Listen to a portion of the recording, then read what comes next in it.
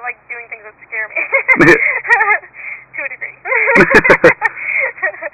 But, yeah, I went and, in Hamilton, and the lady, I didn't even make it past the first round of initial auditions that you don't even see on TV. I think it's because I got angry about her commenting on how I sounded like Alanis Morrison. My reaction, I guess, wasn't ideal. But it's not that I get mean or nasty about it, but I used to get kind of defensive about it, you know, and I was just like, yeah, you know, I hear that a lot. And she looks at me and she's like, that was a compliment. And it totally clicked. You know, it's like, holy crap, you're absolutely right. That's definitely a compliment. She's amazing, and I love her. I do. I love her music. But what I was resisting was being compared to somebody else. I've always kind of strived to be my own person and be different from things that already exist.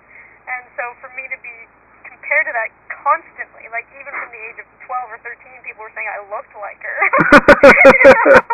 And then I started singing, and people were telling me I sounded like her, and I guess my fear was that someone would eventually say, oh, you're trying to be her, you know, and I never wanted someone to say that because that wasn't the case, and I never wanted to be accused of being a copycat. But now I've come to embrace it, because it is a compliment when people say that. I mean, if you're going to be compared to any singer, why not be compared to the most successful female vocalist? Yeah, not a construction worker. You know? What's that? And not a construction worker. Yeah. You make country sound good most days.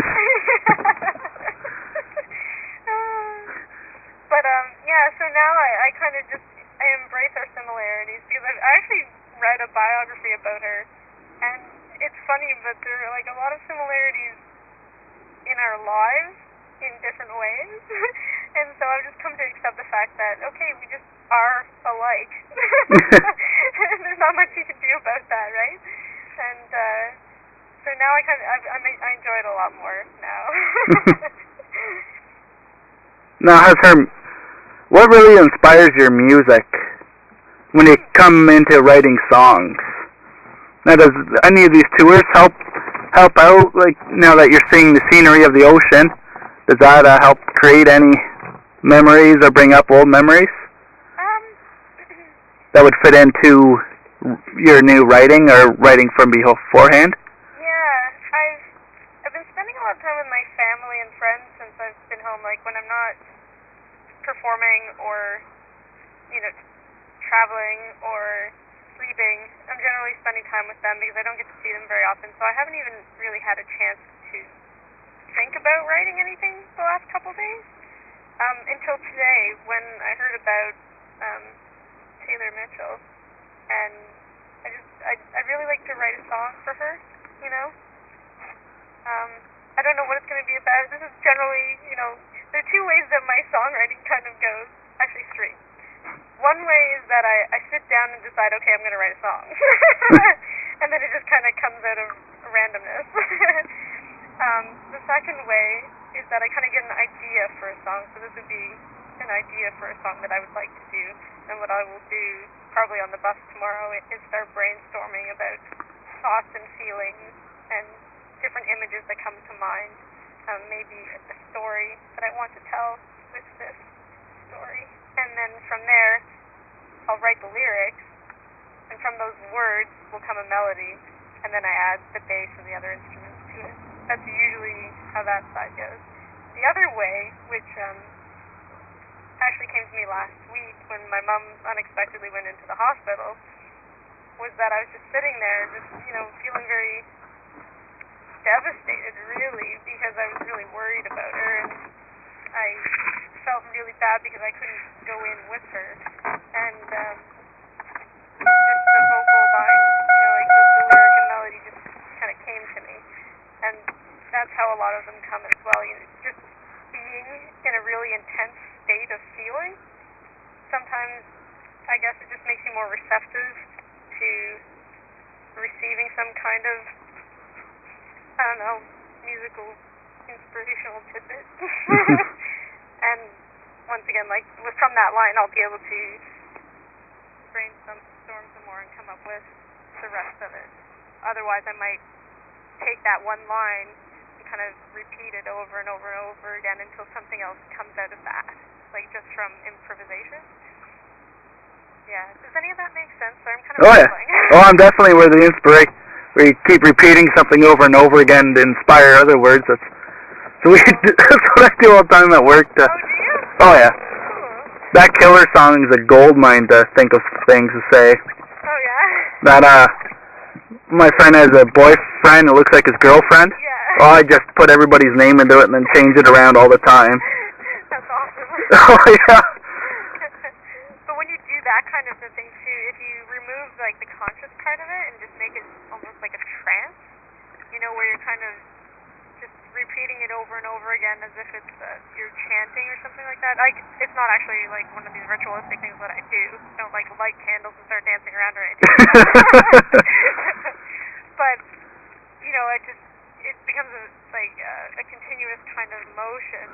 And from that, if you try to take your mind away from the actual thought process of writing the song, then other things just kind of come out without you intending them to. You know? Yeah.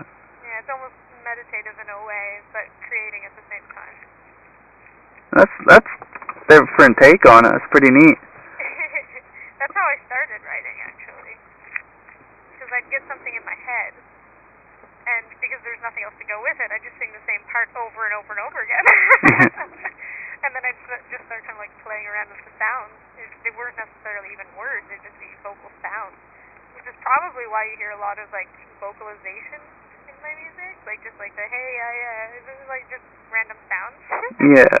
It's because sometimes that's just how it comes out. Well, I find too that in some songs that really stands out too.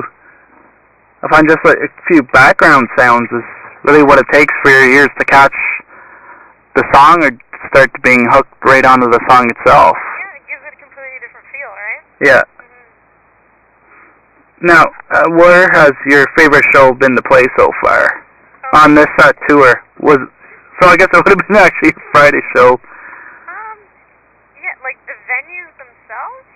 Yeah, well, even then, like your whole show experience. Like how the bar treated you and how the fans treated you and all, and how much fun you had on stage. Well, it's hard to, they're all such different experiences, right? Like, What have you taken the most out of any particular show? The Foggy Goggle was a great experience because, like, the place was packed, and even though our set was awful, like, it wasn't just my bass that broke. The PA system wasn't working properly. We couldn't get the mics to work, and then the, like, things weren't even coming through, so we couldn't use the backing tracks, and we ended up being able to use them for one. But the first song, we played still. My brother joined me. He played on guitar. Thank goodness he was there, because I didn't have my bass. I wouldn't have been able to play anything. Because everything's based on my bass, right? Yeah. Unless I was doing a cappella. But it's a good thing he was there. We ended up playing still with my microphone and his guitar going through his guitar amp. Wow. That's how we played the song, was through his guitar amp. For the whole place. And like, it's not a small place, it's not huge. Like, it's kind of like it's big enough that if you weren't at the front, you definitely wouldn't have heard it. Even when the PA's on. But yeah, so like, I called the Foggy Goggle show disasterific. Yeah, I read that. I kind of didn't really understand what you're mentioning about it. Yeah, so like having to play through the guitar amp for the first song, the PA just not working right at all, the bass amp, like the bass itself breaking, right? Like, if everything that could have gone wrong basically did. Like, we were late. We were an hour late starting because the other band was a bit behind. And, like, everything literally that could have gone wrong did.